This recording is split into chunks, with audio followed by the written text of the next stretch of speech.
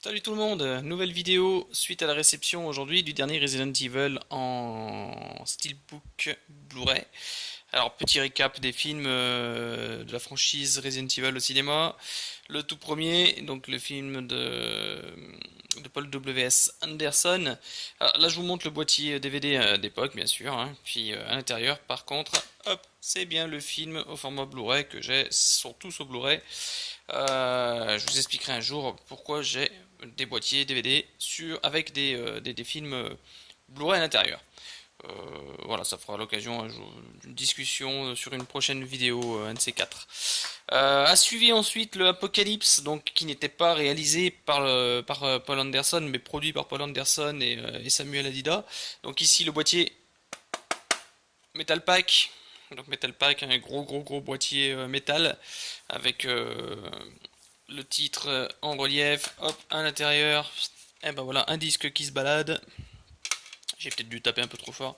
Donc le Apocalypse Blu-ray, et puis tout ce qu'il y avait avec le dossier presse d'époque, et le DVD des suppléments.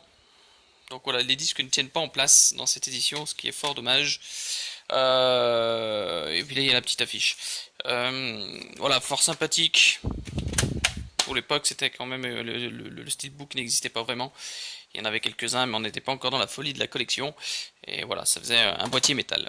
Troisième extinction de Russell Mulcahy, si mes souvenirs sont bons, qui l'on devait le Highlander. Voilà. Puis il y a eu tout un tas d'autres films.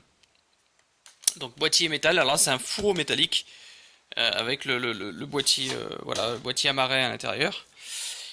Hop, et le film ici en Blu-ray et ici les suppléments en DVD.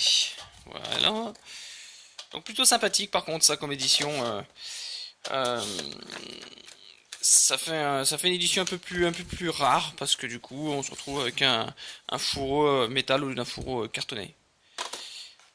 Ensuite, Resident Evil Afterlife, donc là repris par Paul Anderson. À partir de celui-ci, il a signé les trois derniers. Bon, c'est sûr que la saga est décriée, hein, c'est du Resident Evil sans être vraiment très fidèle au jeu. Bon, c'est du bon divertissement, voilà, c'est du popcorn, même le Wesker, il a pas toujours très déçu de la gueule du Wesker. Il a rien à voir avec le Wesker du jeu qui est beaucoup plus fin. Mais bon, voilà, c'est un petit plaisir malsain d'avoir cette collection. Alors, celui-ci avait eu voilà, le 3D avec les petites lunettes vert et rouge là. Et le 3D qu'on peut regarder avec nos lecteurs, voilà, avec nos lunettes 3D, nos écrans 3D. C'était donc ce Steelbook. Et ensuite Rétribution, voilà, même format, mais ce coup-ci, bon, il n'y a plus le 3D au format avec les petites lunettes rouges et bleues.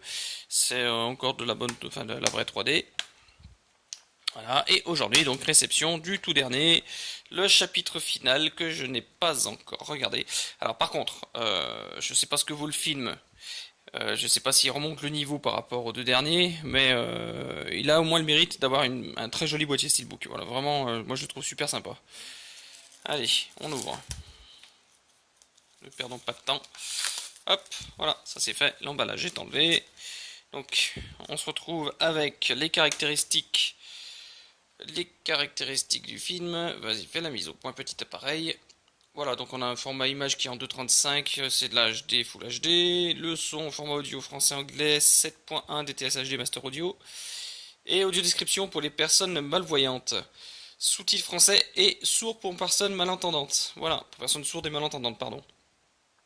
Donc on se retrouve pareil avec le Blu-ray 2D et le Blu-ray 3D. Voilà, donc boîtier brillant, surimpression, super sympa. Derrière, on retrouve Mila Jovovich. Voilà. Et à l'intérieur, bon bah voilà, une petite affichette toute simple. Le film chapitre final 3D et le film Blu-ray 2D. Voilà, rien de bien spécial, rien de bien folichon. Ça fait, voilà, à part le devant qui est très joli. Bon, il y en a qui râlent pour les bandeaux métropolitanes, mais moi je trouve qu'il passe plutôt bien. Il est plutôt bien intégré à l'image avec ce vieux marron, passé un peu de couleur, un peu abîmé, un peu rouillé. Donc voilà, pour ce qui est de Resident Evil, je vous mets, tiens, hop, les trois Blu-ray à côté, vous voyez les trois derniers qui se suivent bien quand même sur la tranche, mis à part le premier qui a le logo 3D qui n'est pas affiché en haut.